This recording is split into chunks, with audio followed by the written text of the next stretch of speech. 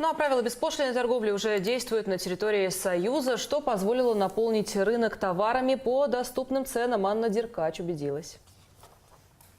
Армянский магазин в центре столицы. Москвичи его знают хорошо. Мясные деликатесы, знаменитый армянский алкоголь и, конечно же, сыры здесь можно купить по цене отечественных. Прийти купить сыр там за 600 рублей килограмм, ну 600 рублей килограмм, ну и пойдите в другой сетевой магазин, да, за 600 рублей килограмм мы можем тоже купить, ну тоже голландский, там российского производства, либо российский сыр. Доступные цены – преимущество ЕАЭС. Армения, Казахстан, Кыргызстан и Беларусь не платят России таможенную пошлину. Для потребителя, показывает Карен интеграции, выглядит вот так. Армянские вина, бренди и даже чай вдвое дешевле, чем европейские.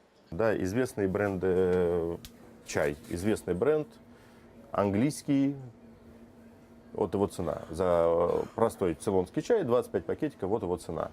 Армянская продукция тоже 25 пакетиков, но цена 180-210 в 2 раза.